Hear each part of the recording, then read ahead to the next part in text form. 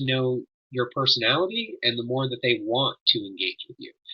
So today we're going to be talking about a lot of really great things of how to build your brand, which is what it's all about. How can we get more clients and how can we get more money in our pocket? So before we get started, I just want to throw this out there. The Real Estate Technology Institute is able to put on these weekly webinars every Wednesday at 3 p.m. Eastern. We do it because we want to help this industry. We want to help you as an individual. We want to help you in your brokerage, your associations. We want to help raise the bar in this industry. So the only way that we're able to continue doing it is through subscribers to our website, reti.us. We do have a promotion running most months. It varies every month. This month, I believe you can get the first month for $4.95, which is absolutely awesome. RETI is filled with videos, tutorials, app reviews, software reviews, basically any technology topic in this industry. So I really hope that you consider taking the opportunity to sign up. You can always go and check it out for free. There are, I believe, 20 separate videos and different content that you can engage with, but please consider checking it out. In this webinar, you should see in the offers section just a way to take advantage of this month's promotion. And of course, during the webinar, if any questions pop up, please feel free to send them through in the chat. I'll try to answer them during the presentation, but if not, I'll answer them as a Q&A. I don't think we'll be taking the whole hour, but it is possible depending on how many questions come in from people throughout the presentation. So that being said, I'm going to start sharing my screen and we will get started momentarily.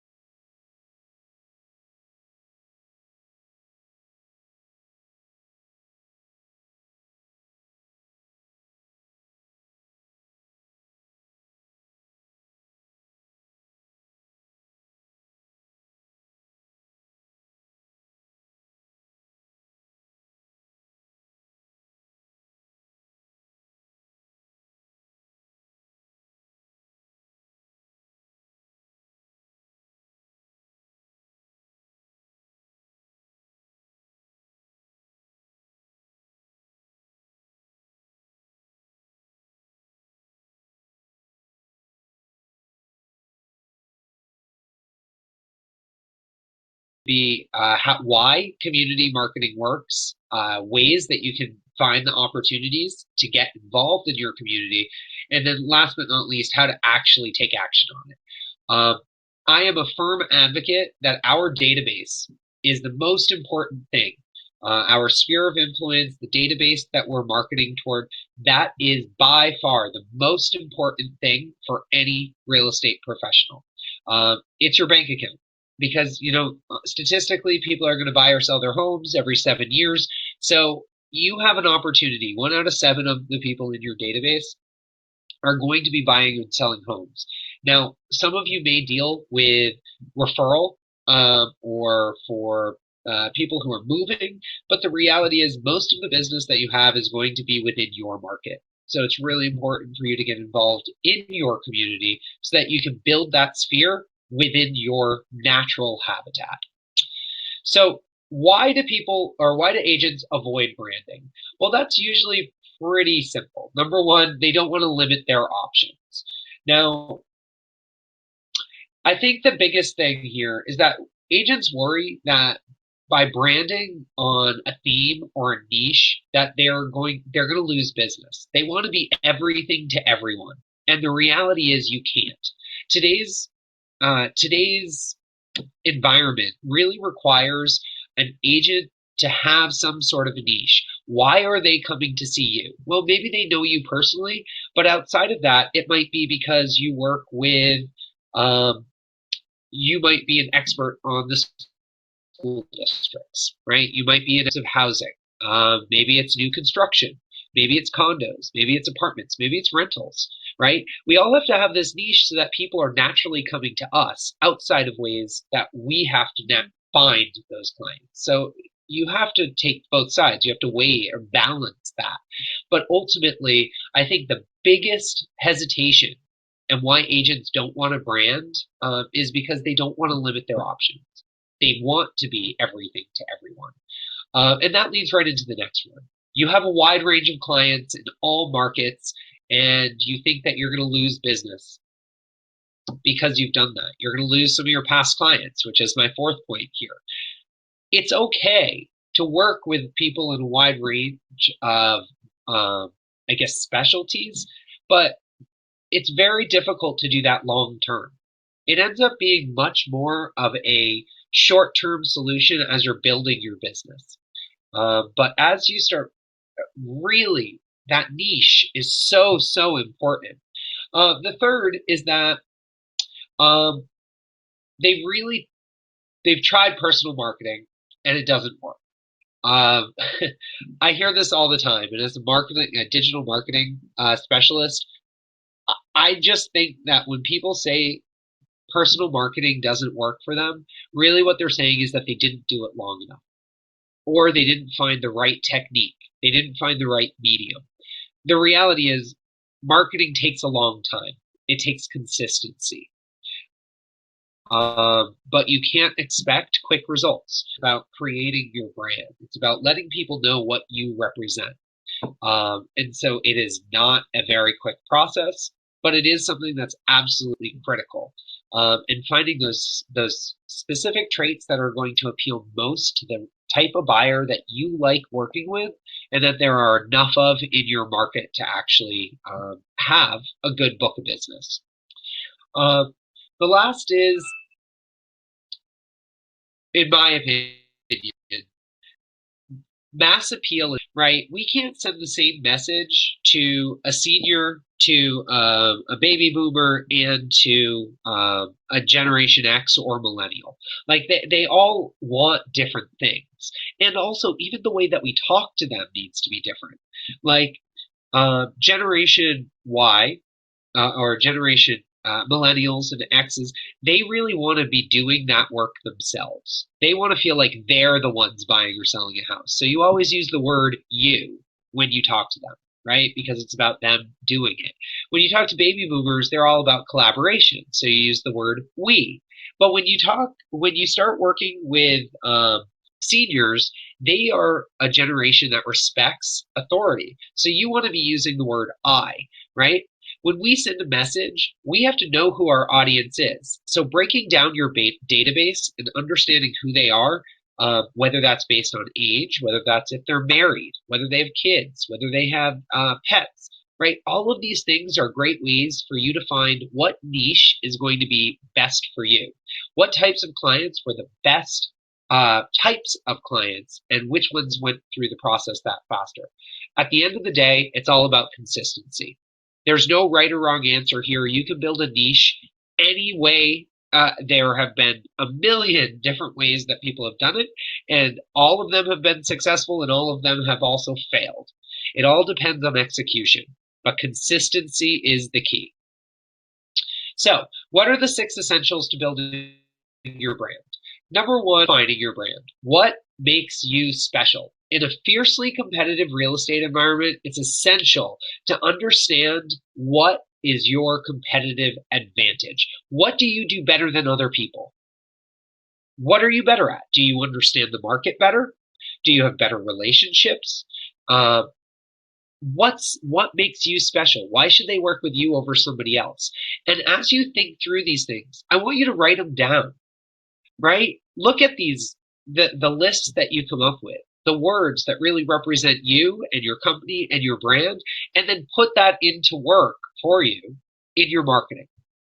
Because if you don't write it down, you're going to have a different thought every time you think about this. You're going to come up with different words. Really take the time, brainstorm, define what your brand is and what makes you special. Use those words in your marketing and use them over and over and over, because that's what a brand is. A brand isn't a logo. A brand is who you are and how you represent yourself. The second thing is understand your customers. Understanding your target audience, it's going to allow you to arm yourself with intelligence of what drives them to take action. Why are they moving? Why are they buying? You have to, like I said before, you have to know who you're talking to. You're looking at age, gender, personality, profession. Ultimately, the biggest part of sales these days is finding the pain points. How can you solve their needs better than your competitors can? If you can't answer that question, it's going to be very difficult to build business. Build your brand thinking of what you do better than anybody else. They already know what you could do better. You're not going to ask those questions from your clients because your marketing is already showing it, right? Number 3 is know your competition. In order to stand out, you have to know who you're up against. You have to then be better than them at it. Okay. The third is about fourth is bringing your brand to life. Once you've crafted what your brand is, you have to make some noise. You have to promote it. You have to promote it endlessly and consistently. That's through websites and blogs and social media and print and open house signs and ads and email blasts. It's every type of marketing out there. It's consistency, and it's all about making sure that marketing is compelling. But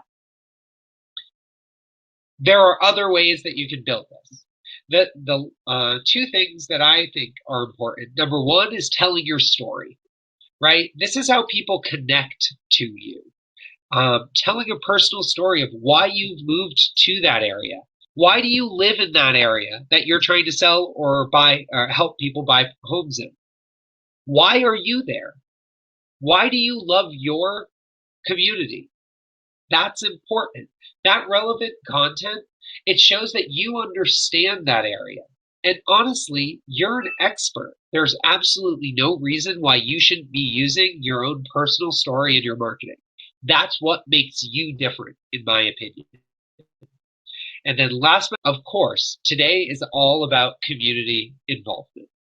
Community involvement gives you a really aggressive way to be out there and serve your market, serve your community. And in doing so, they're going to serve you back. And that comes through business. Okay. So we're going to walk through each one of these 6 things. Number 1, defining your brand. First of all, this is your self-audit.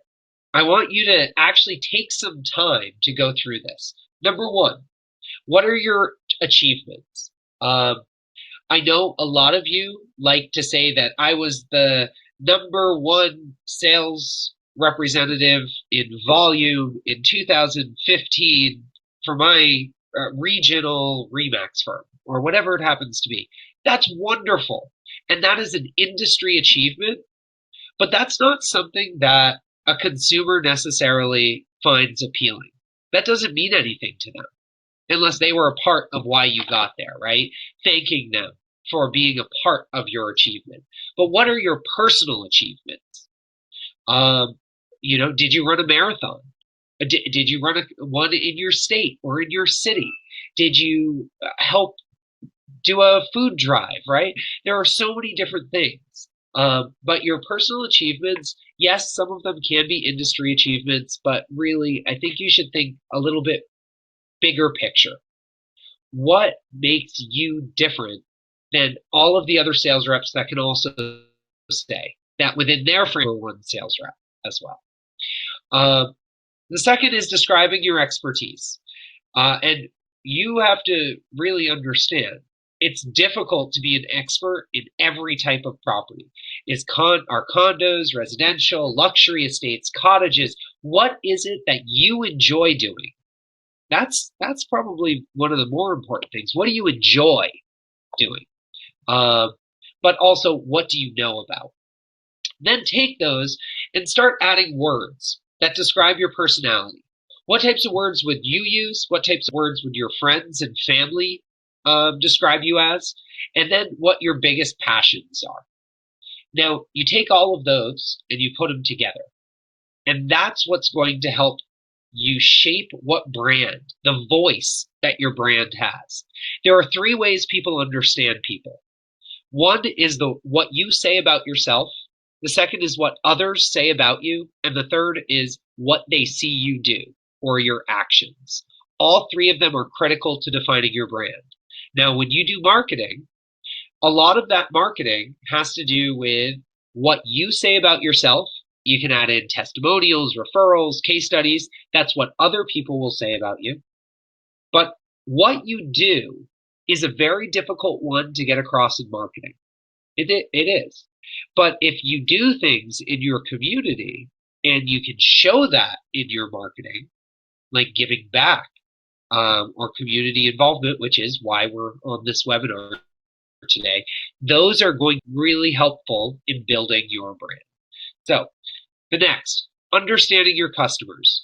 Who's your target audience? And I mean this. Who are they? What age are they? That's a big one. How much education do they have? What's their income? What's their personality? What are their professions? What do they do in their free time? If you don't understand who your customers are, now you can look back on this for a couple of years, but you should also be thinking about who your ideal customer is. As you look back at all those deals, think which ones were the easiest and which ones were the most enjoyable for you. Real estate is not a couple-year career. For those who are really making this a true career, you have to invest for the long term. And you also have to invest in your sanity, right? There are those types of customers that you're just like, you really would rather that you didn't sign that agreement with. There are others that it was painless, right? That when you get that commission check, you say, wow, it didn't even really feel like that much work.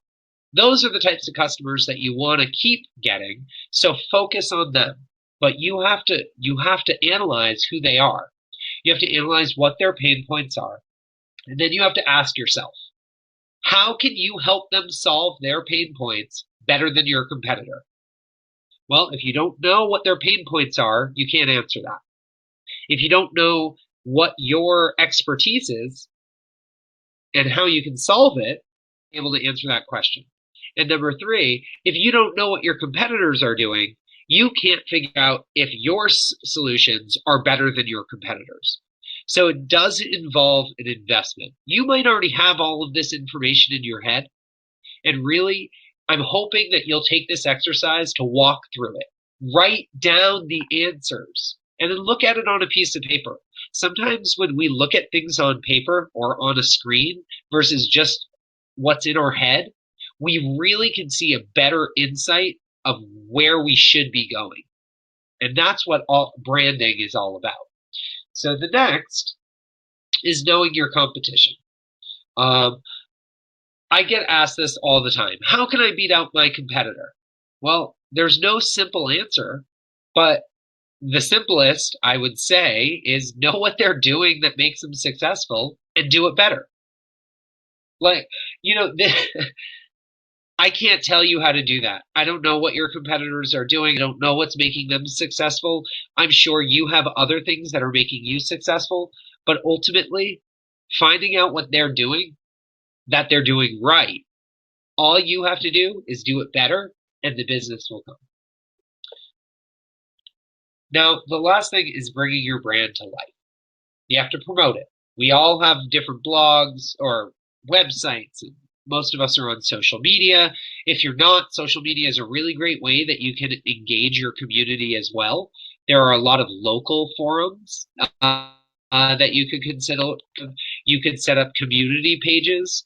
Um, Community pages are awesome, and it's a great way that people can see your name as they're if they're not actually out in their communities. So for those of you who are not familiar with that, go and look up community pages within Facebook. You can get other people to post pictures and comments, and you as I guess the person in charge of that page, people are going to see your name associated with it. So basically, you're getting credit for all of this other content that you're able to get other people to put on it. So that's just one thing I'll throw out there. Print collateral, email blasts, signs. Ultimately, consistency is the most important thing here, because you are in so many different channels. You are in so many different places. You have to make sure it's consistent. This isn't the same logo and the same colors. This is the same voice, right? Your voice. What people hear you say and how you say it about yourself is your voice. It means a lot. That's their first impression of you. Make sure that it's consistent and make sure it's accurate. Sometimes people use words that don't actually represent what they mean. So just, sometimes it's good to go through and verify that it is what you actually mean. You want consistent and compelling images. You want to share positive testimonials, achievements, success stories. In fact, they've shown that brands that are consistent are approximately 20% more valuable than erratic brands. So make sure that can be a key part of what you're doing. Now, as you develop relevant content, it's not easy to do. I've got to tell you, creating content on a regular basis is difficult, and knowing exactly what to write is difficult. There are some people who have done, 365 things to do in my city, right? And every single day they post something. Now, that is a daunting task. If you're not into blogging or video blogging or, whatever it happens to be of how you're going to share that content, if you haven't done it yet, don't make commitments. Don't don't do it too soon and tell people that they should expect this content and then you not follow through with that content. Start small. Do a post a month. Then build that up to one every 2 weeks. Then every week. Then maybe every day. But you don't want to overcommit and underdeliver. Making sure visuals, video, images are in your posts or your blogs, your social media posts, anything. That's going to increase engagement. Even your emails.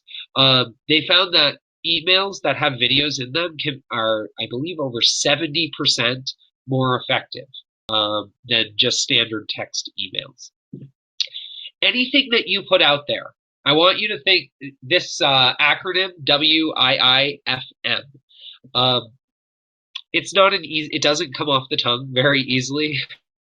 I gotta tell you that. Always think about this. What's in it for me? Not meaning you as the realtor. Think about what your client is thinking. When they're reading your content, they're thinking, what's in it for me? Why should I read this? What are they trying to get me to do? How is this going to help me or my life? So anything that you write, anything that you put out there, remember, you always have to think as though you're in the client's mindset, and their mindset is, what's in it for me? And you also have to make sure your headline is something that's going to catch them.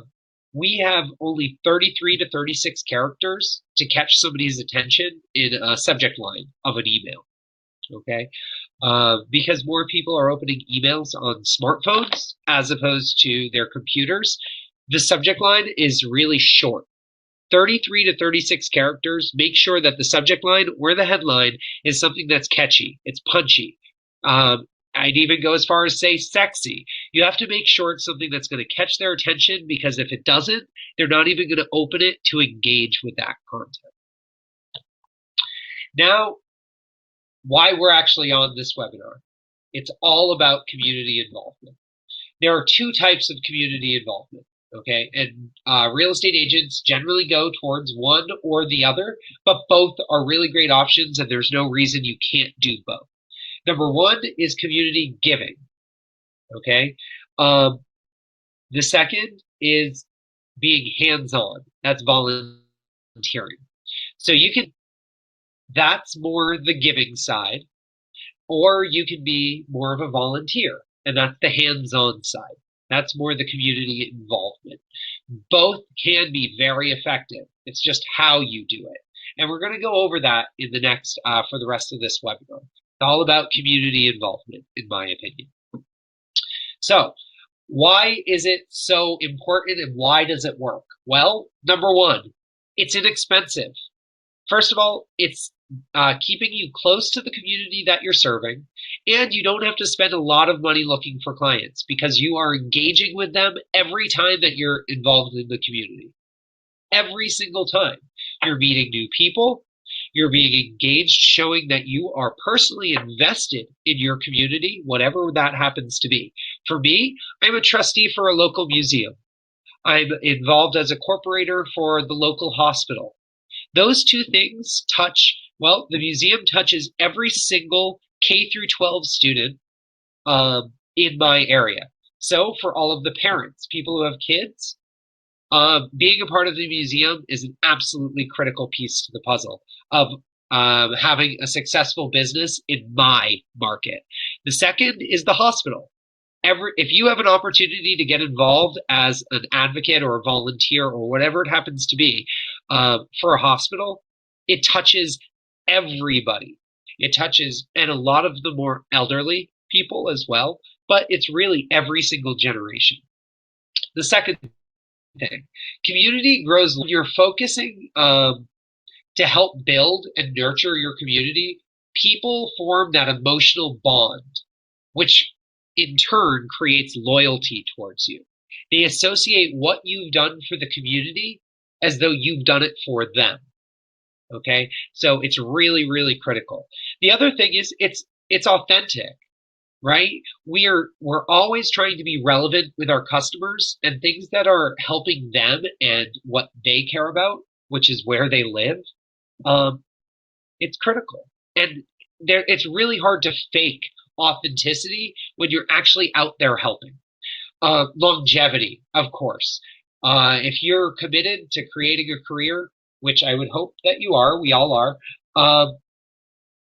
being involved in your community is investing in your community, which means that you are going to have a lot more longevity there.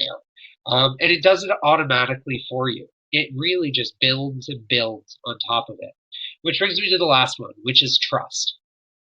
Everything, business these days is all about trust. If you give to your community and other people are a part of that community, it is basically saying that you care about the same things. And shared values are, of course, the number one thing that people can agree on. It's not about politics. At the end of the day, politics can either make or break you when you're talking to a customer. You're going to be right or wrong 50% of the time, right? In your community, caring about it, it doesn't matter what your politics are. It matters that you're actually doing something to make your area better. It's putting your money where your mouth is. And helping, it's all about that trust. So, now let's find those opportunities. If you're ready to get involved in your community, whether that's out of the goodness of your heart or whether that's for networking purposes, you want to get started little by little. Finding opportunities are easy. There are a million out there, and I'm sure you guys will come up with a ton on your own. But I'm going to give you 10 that are going to help you get started. Okay, and that's the majority of this webinar. It's going to be giving you examples of how you can get involved in your community. And some of them are focused on giving, while others are focused on volunteer work. Some of us like to give money, some of us like to give time. Some of us like to do both. Both are options, but you have to weigh them out. And obviously being present is a very critical piece to the puzzle. Okay, so number one,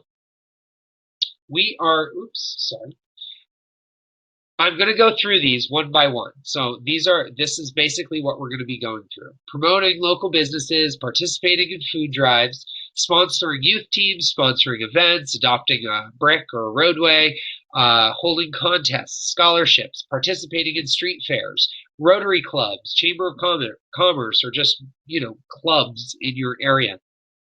Sponsorship or volunteer with hospitals, churches, schools, um, holding community garage sales for charities out with maybe local families that have had a local disaster. Maybe a fire took their home or something along those lines.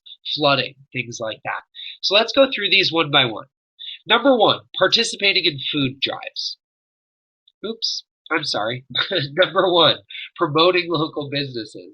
I'm sorry, I was getting really excited about food drives. I think I'm hungry. Okay, promoting local businesses. This is a really critical one, and it's been very effective for me. As you visit more and more businesses in your community, you understand all of the assets that your area has. This also gives you an opportunity to write very useful content. Maybe it's restaurants in your area. Maybe it's hardware stores. Maybe it's construction places. But basically, any opportunity you have to visit a business, you should tell them what you do as well. Talk to them. The ones that you visit most are worth writing about. Other people should know about it. But you also want to visit them when they're not too busy. Tell them how you sell homes in the area and how you'd love to refer business to them, but that you'd also love to leave some cards, right? Or maybe a flyer in their window. But when you create this relationship, these channel relationships, they're helping you promote your business and you're helping them promote theirs. Ultimately, your success gets tied together. The more local businesses that can promote you and that you can promote, it really works out best for everybody. And I can tell you, there are not that many realtors doing this. Find those businesses that make the most sense for what you do and figure out how you can create that relationship. But there could be shared promotions. You might want to turn to them and say, hey, I really want to run this promotion, and for everybody who signs up for my newsletter, I want to give them a gift certificate to your business. Would you be willing to donate a gift certificate, or maybe give me 50% off that gift certificate, because I'm going to be promoting it to everyone in this area? Because then you have cross promotions. You're able to promote those businesses, and in return, they're going to be able to promote yours if you figure out the right details. Okay? But again, this is arguably the most important. The next one is the food drives. Food drives are a really great way to show that you care about individuals in your area. First of all, you can donate directly to a family in need of food. You can collect food through your brokerage or your office. You can donate time at food centers. A lot of cities have food banks that will help you organize those charitable food drives. Or you can even plan one yourself. Now, putting yourself front and center with this type of community involvement is going to be just a fantastic way to show that you care. Now, whether you do or you don't, whether or just you actually want to help, this is a really good way to do it. There's a company called Move for Hunger. It's a nonprofit. They started out in their own town. All they were doing for people who were selling their homes, they were moving. This company worked with a real estate brokerage, and they said, listen, for all of your customers that are moving, we'd like to come by with our food bank van, and we'd like to pick up all the food in their cupboards and their refrigerator so that nothing goes to waste. They turned it into now a national nonprofit that has trucks pretty much in every major city throughout at least throughout the U.S. That will take food from people who are selling their homes. Often that food ends up in the trash. So you can get connected with existing charities that already do something like this, but you want to make sure that your name and your face is associated with whatever you're doing. This shows that you care, and it's a really, really important one too. It's taking care of those in your area. They might not ever be the ones to buy homes from you or sell a home with you, but it's about caring about the quality of life in your area. The next is sponsoring a youth team. This is for people who would rather give money, in my opinion, for this first one, as opposed to giving time. You could sponsor the uniforms for your youth recreation department. You could have your company's name or logo on them. There are different ways but that would be really a great way to build your brand. There are parents at every single one of those games. And not only are they there cheering on your home team, but there are the away teams and the parents from those away teams who are going to start seeing your name as well. So if they're actually moving into your community or your market, they're going to know who you are. So that's a really good one. The other side of it, you could donate time to help coach. You could donate money for their road trips. You could help with coaching. Or with the coaching staff. You can also, but basically you have to make sure that you understand what they need. Talk to the coach, talk to the athletic directors, find out what they need and how you might be able to get involved. And you also want to attend games. I think that really helps. Okay, adopting a brick or a road or a park or a park bench, these are everywhere. I see them all the time. Some of the real estate companies in my area, they've donated benches, they've donated to the museum. We have basically bricks at the museum that different companies and individuals sponsor. Every area has different things like this. You could have a road sign that says this road is sponsored by your name at X brokerage, right? Now, you have to be a little careful of that for branding purposes. If you were ever to leave your current brokerage. But ultimately, anything that's connected to you as a personal brand, it's going to. Park benches are another good one. The best way to start with this is to contact your city representative and find out what adoption opportunities are available. Are they doing any park updates? Or maybe you could even donate a set of trees, right? For Arbor Day or Green Up Day. There are all different things that you can do to take advantage of just donating or adopting in your area. This one is fun. Holding a contest or a scholarship. I think that you can do it different ways. Number one, you can have a contest, any type of contest, really. It could be students who have to write essays of what it means to live in your area. And, you can then use that content that they write to post it in your own blog, right? So that you're getting content from somebody else that you're able to use for your own marketing as well. Now, you can donate money to charities. You can, but in my opinion, I think offering scholarship programs can be really effective. There was an agent that I worked with a couple of years ago, or it might not have been me personally. It might have been my business partner at the time. Worked with this other agent who ran a scholarship program. And in the first year, it was a $10,000 scholarship. Now, that might seem like a lot of money. Maybe you should do a lower dollar amount at first. But it was a $10,000 to a local high school student.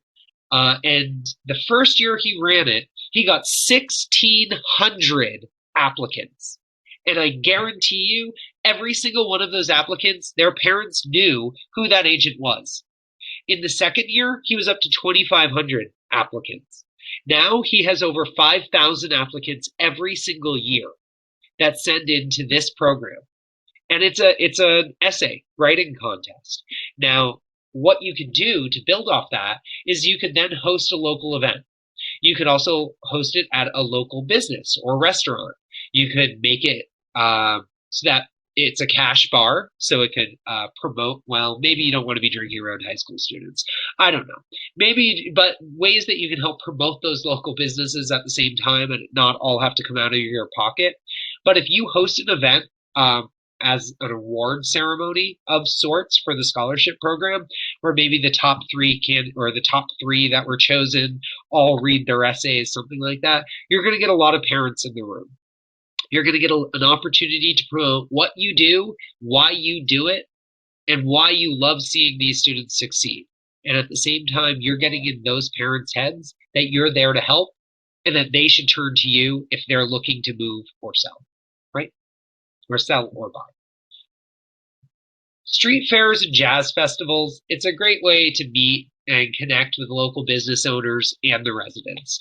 Having your own booth space is great. I would suggest having a home search right on the spot. This is much than marketing, in my opinion. It's really just trying to get out there and make sure that you are a part of that community. Bring flyers with you. Make sure you have market watch data. But when they put on these street fairs, they're always looking for vendors to get involved. This is putting money into it, but I think this is a really nice way to just show that you're going to continue to be actively involved in your community and the events that they put on. Rotary clubs, Chamber of Commerce, I am a big advocate of these. In fact, fellowship and relationships, that's the principle, the two founding principles of why Rotary began in the first place. It's the ability to network with a cross-section of leaders of other businesses and professionals who all help each other and collectively help others while promoting lasting friendships. I mean, at the end of the day, that sounds ideal for this business. This is a relationship business. So Rotary clubs, Chamber of Commerce, those are great ways to get out there. The next is prestige. I'm referring to some stuff I know about Rotary. I'm not personally a Rotary member, but with prestige, I know that Rotary members are prominent individuals. They're leaders of the many businesses and professions that influence policy and help guide their communities. Continuing education is another side of it. Your professional and personal knowledge will be enriched by expert speakers at their weekly luncheons. The speakers address a wide range of issues in the community, nation, world. It's a really valuable one. Leadership and public speaking skills. There are a ton of opportunities for you to lead, speak, motivate, learn from others when you get involved in the committees, the projects, and the meetings. And the last is cultural awareness. It provides a unique opportunity to expand your global vision and the contacts that are involved. Not to mention, if you travel to any other city throughout the country, you can go to their Rotary meetings as well and meet others. So if there are clubs and that fits what type of brand or really just the networking that you want to put out there, this is a really nice balance of community involvement and friendship. Like, this is personal and professional. Sponsoring sponsor or volunteer at hospitals, churches, schools. I can't advocate for this enough. There are so many that out there. It's not going to be hard for you to find one that you can work with. You can help with bake sales, donations for garage sales, field trips. You can help collect money. You can sponsor contests or prize donations, or you could just put your time in. You don't know what they need. They might need linens folded at the hospital. They might need at the churches or schools. They might be doing, I guess, not promotions, like bake sales or things to raise money. Anything that you can do to help, you should offer. Maybe it's a local dance, right? You can always just be there and be there as a chaperone. There are all sorts of ways. That does end up being a little weird if you don't have your own kids in those schools, I have to say. At the end of the day, it's all about getting involved. Every business is a part of the community, and real estate agents are not only a part of the community, they are building the community as their job. I think that articulating that can be difficult in just marketing. This is one of those situations where it's not only what you say and what others say, it's what you do. Show that you're a part of the community. Get out there, get involved. Being present is the best way to promote your business. Residents, organizations collide at all of these community events. That's what it's all about.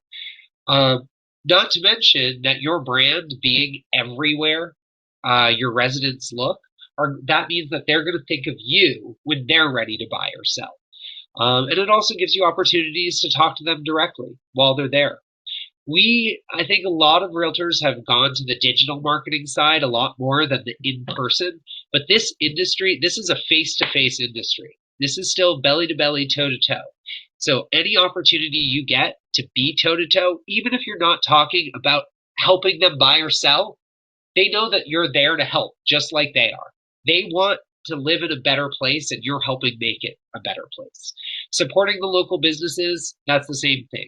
You'll get a better level of service when you're there, and hopefully you can find a way to keep those businesses around long. Towns are falling away.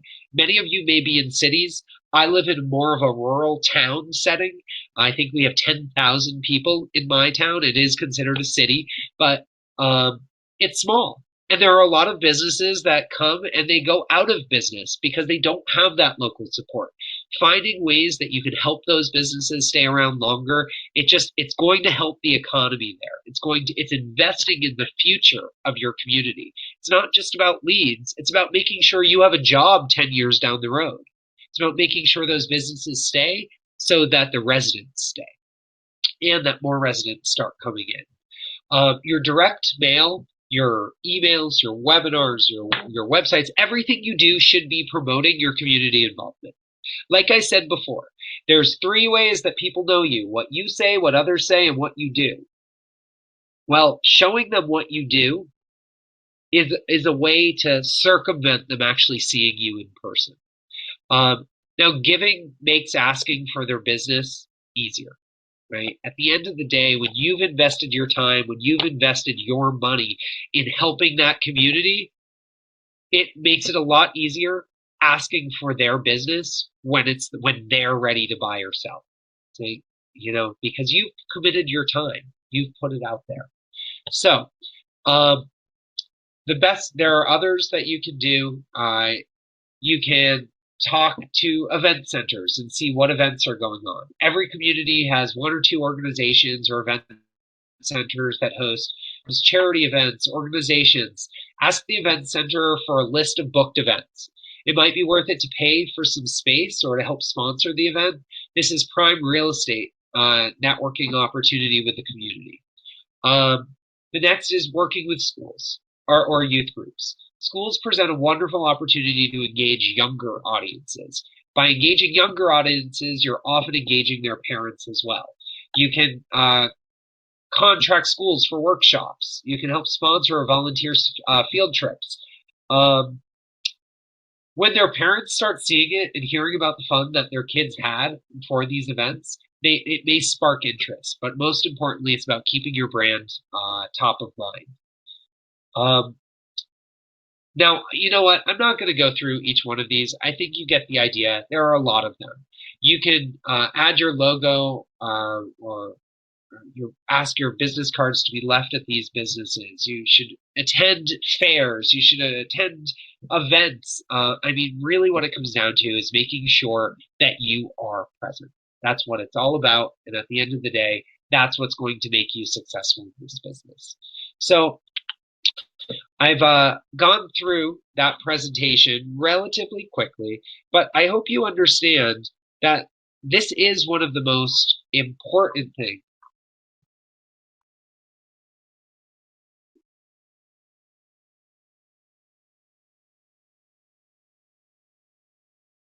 The slides didn't, oh no, the slides didn't change. I can send out the slides to everybody. Unfortunately, I'm not able to see those notes during it. But, I hope that you all see or understand how important it is to get involved in your community. These days, that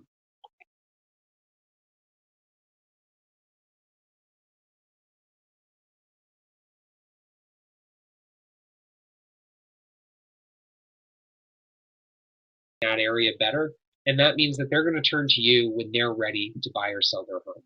So, if anybody has any questions, about the presentation. I will make sure that this slide deck gets out to everybody after the webinar. That's really disappointing. I'm just seeing that the slides weren't changing.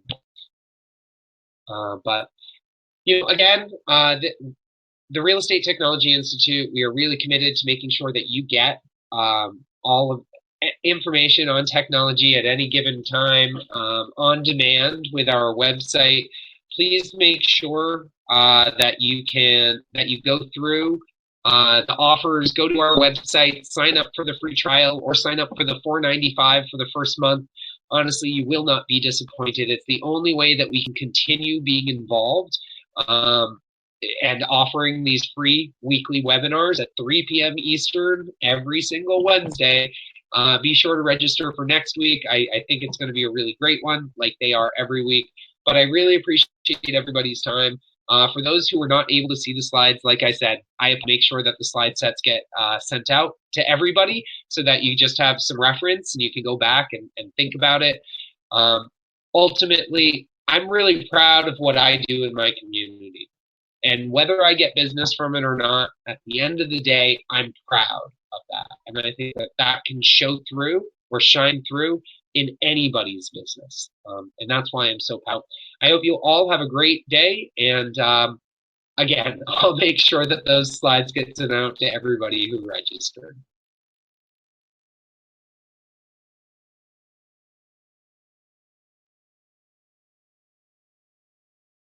You are all very welcome.